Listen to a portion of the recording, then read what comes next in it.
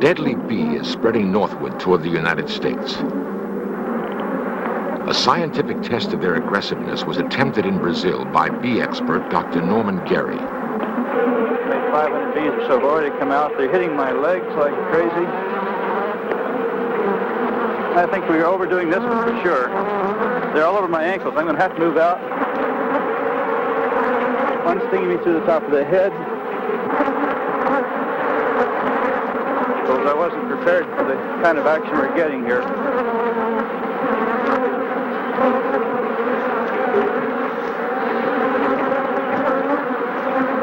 One just got inside my veil.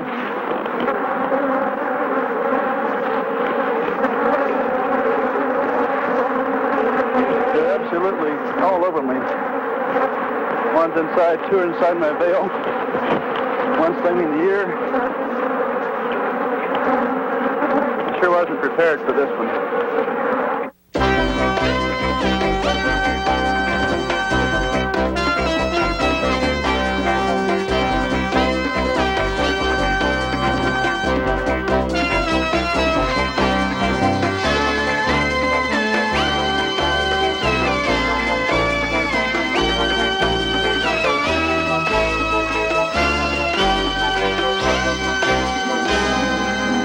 For over 9,000 years, honeybees like these have served man willingly.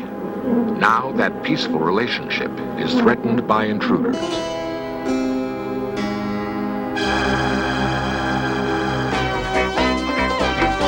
This series presents information based in part on theory and conjecture. The producer's purpose is to suggest some possible explanations, but not necessarily the only ones, to the mysteries we will examine.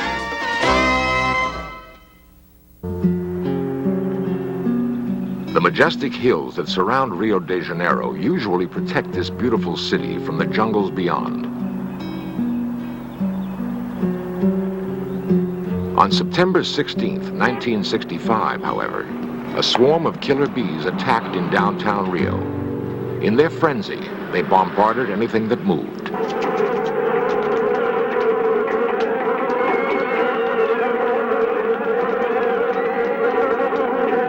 "60 people were badly stung." A fierce new breed of honeybee now threatens the once happy partnership between man and bee. It is a threat, however, that must be met with understanding, not fear. Frightening as it seems, the killer bee deserves our respect. It works harder, lives longer, breeds faster, and produces up to twice as much honey as other bees. To comprehend the behavior of killer bees, we must look first at the European honeybee, common in the United States. Dr. Norman Gary is an expert in bee behavior. To him, the complex and usually unseen world within a beehive is a familiar yet ever fascinating place.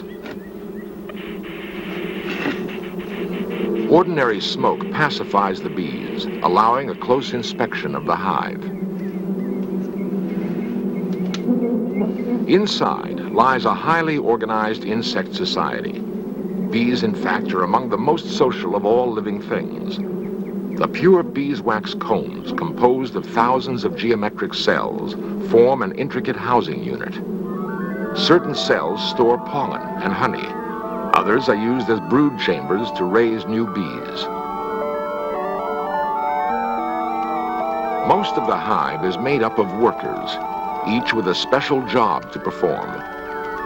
Some workers do nothing but fan their wings at the hive's entrance.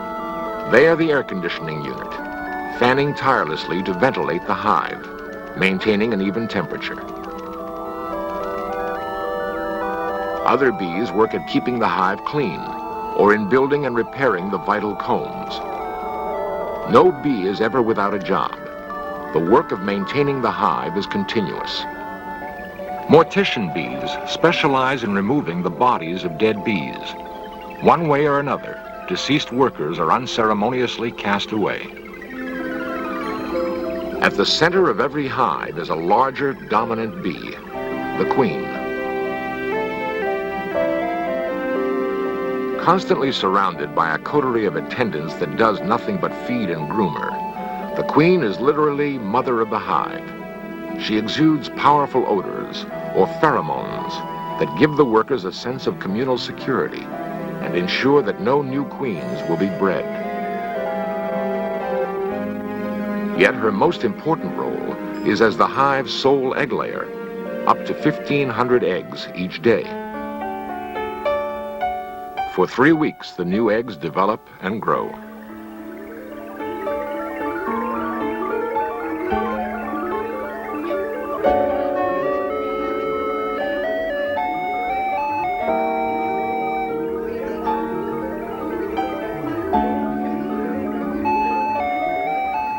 The bees emerge as fully formed adults.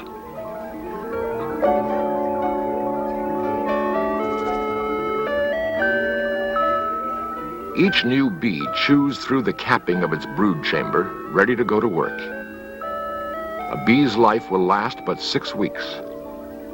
Yet before it joins the active hive, a young bee cleans its own brood chamber to make room for the next generation of young.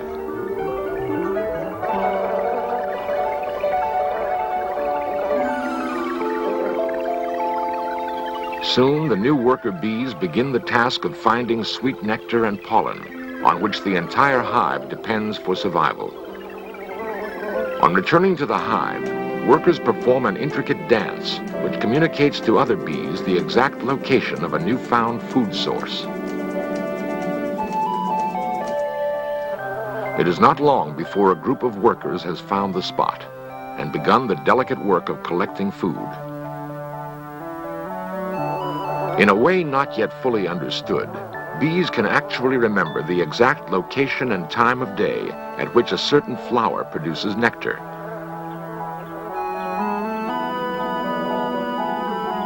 On returning to the hive, no worker gains easy admittance. It must first pass the scrutiny of a guard bee, a specialized worker who is constantly on the alert for unwanted visitors. Once inside, nectar is given to another worker. Later, it will be transformed to honey and stored. About once a year, the population of a hive begins to exceed its limits. The workers make preparations to produce a new queen. Meanwhile, at least half the colony gathers around the reigning queen. It is a phenomenon known as swarming. Suddenly, the swarm leaves the hive. They fly away and find a new place to live.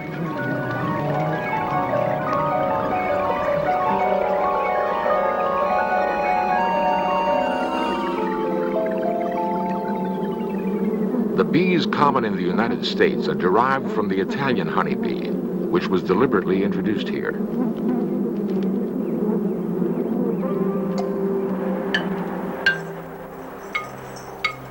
In Africa, there are also honeybees. In most ways, they are like the bees in North America. Yet in some respects, they are very different. Thousands of years of evolution in a harsh environment has made them a nervous, nomadic race. They breed much faster and swarm more often than other bees.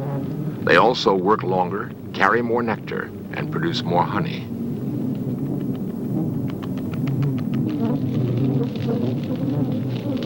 Their unpredictable habitat, where sudden brush fires are common and predators in search of sweet honey are numerous, has given these bees a temperamental disposition. They live on constant alert. A sudden movement, a dark color, even the smell of carbon dioxide from the breath of a predator can send them into a stinging frenzy. Their alarm odors will draw every nearby colony to join the attack in a common defense of the hives. In 1956, at the University of Sao Paulo, this man, Dr. Warwick Kerr, imported 26 hives of pure African bees to Brazil.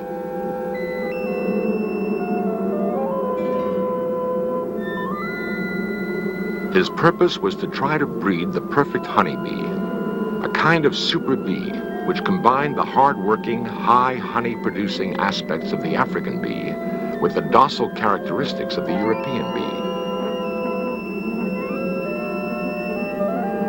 The African bees were prevented from escaping by queen excluders, metal grills that allow workers to pass through, but keep the larger queen inside the hive. Bee experts from around the world frequently come to the University of Sao Paulo.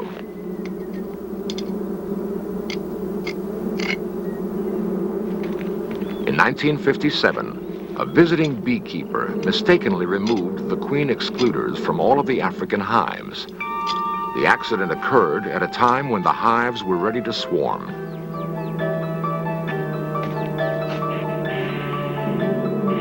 With nothing to stop them, the African queens and their colonies easily escaped into the wild.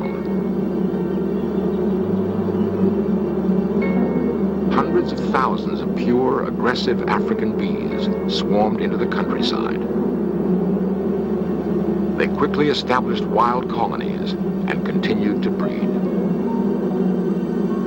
Though no one suspected it at the time, the accidental escape of the African bees was the prelude to disaster.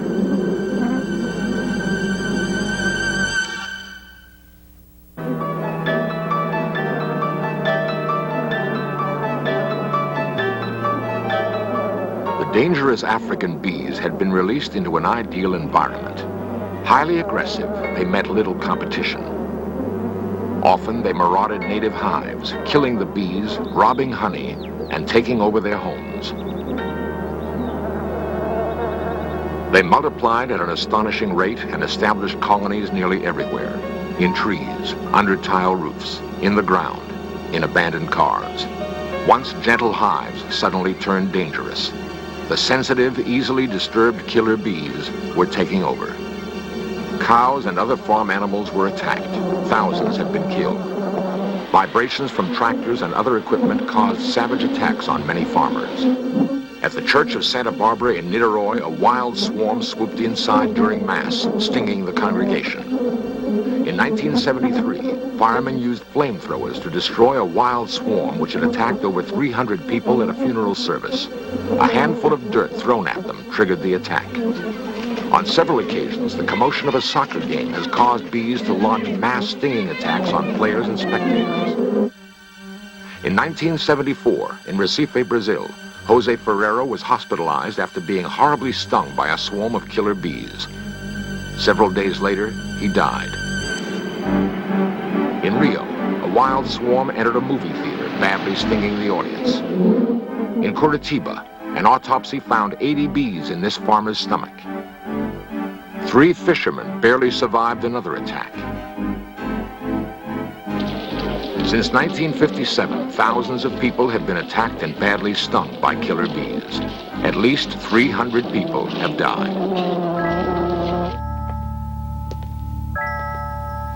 Today, at the University of Sao Paulo, where the bees were set free, scientists are using genetics to try to solve the problem that genetics created. Using various types of bees, bold and intriguing experiments are being attempted. All are focused on taking the killer instinct out of the killer bee. One technique is artificial insemination.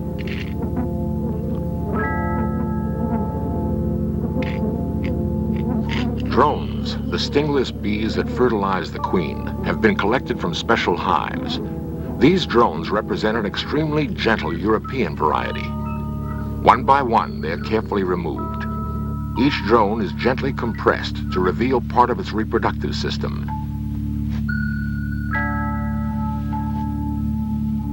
With a special micro syringe, drone semen is delicately drawn away.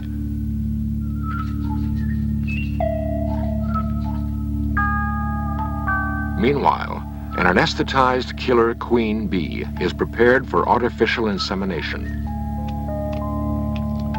The syringe containing semen from the drone is inched into position. Slowly, the captive queen is inseminated. Her genetic character is thus deliberately altered by science. The queen is then introduced into a hive. If the experiment is successful, the queen's eggs will bear a gentler bee. The hive will become less aggressive. Yet such experiments have had little impact. 90% of all killer bees live and breed in the wild, completely uncontrolled.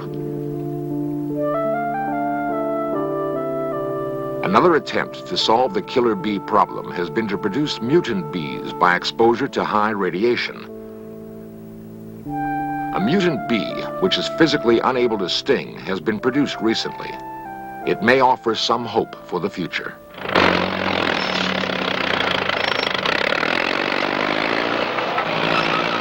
In the movie Savage Bees, Dr. Norman Gary reenacted an actual killer bee attack.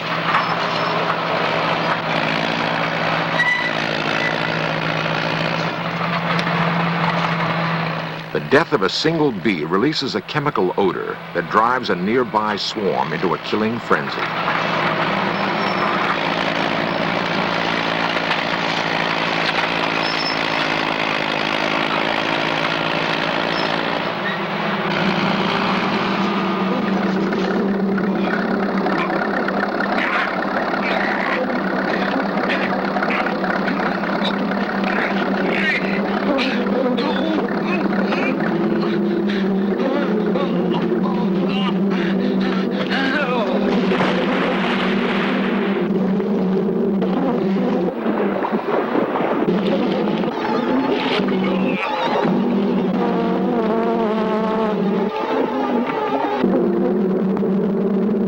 Since the escape of this bee near Sao Paulo in 1957, the bees have rapidly migrated throughout most of South America. They're presently going through the Guianas, and they've just been reported in Venezuela. Should they continue their northward migration at 200 miles a year, they could reach the U.S. by 1990.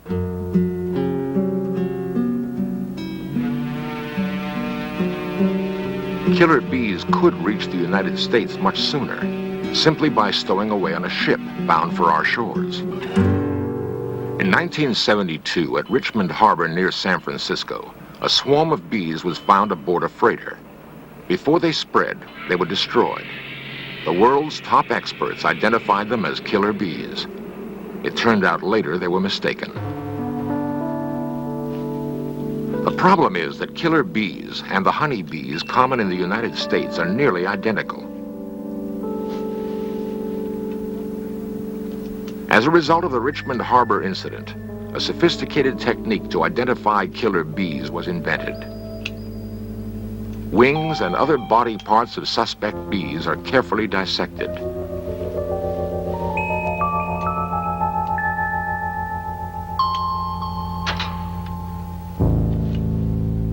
The parts are then projected.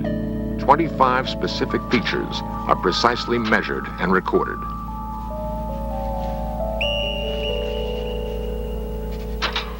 The information is fed into a computer for analysis and an answer. It is the only way known to distinguish a normal bee from a killer.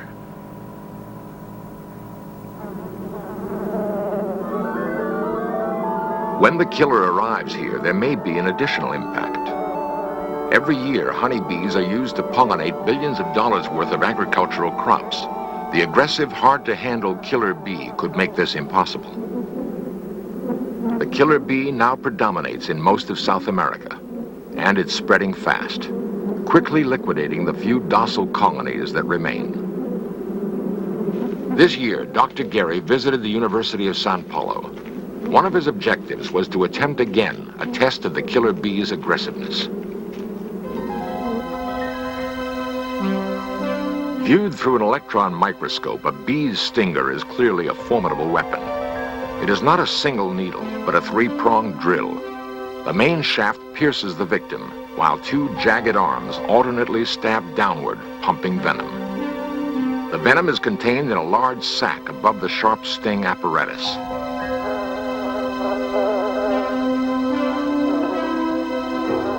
Once inserted, the stinger will keep working until all the venom is pumped in.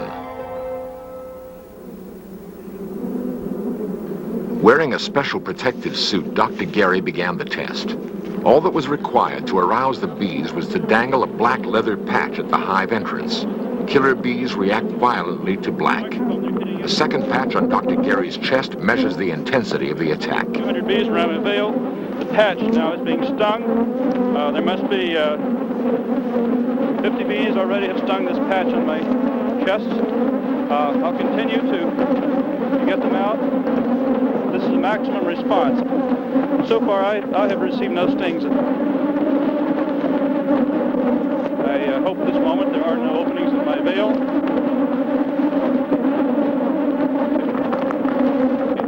Well, there must be 300 or 400 stings in my leather patch.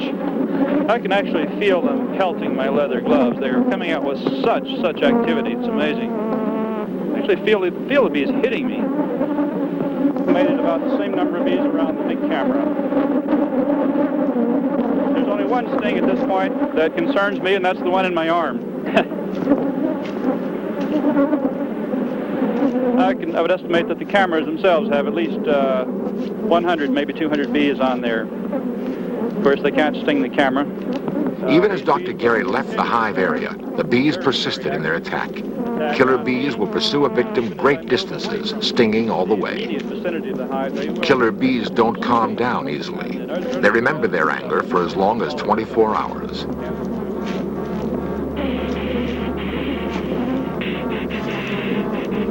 Long after the experiment was over, 500 yards away from the hives, even smoke would not stop numerous bees from continuing their attack.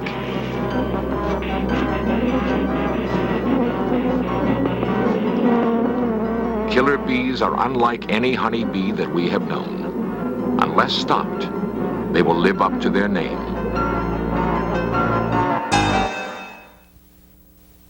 Steadily, millions of killer bees are swarming northward toward the United States. Scientists have suggested various ways to stem the bees' advance.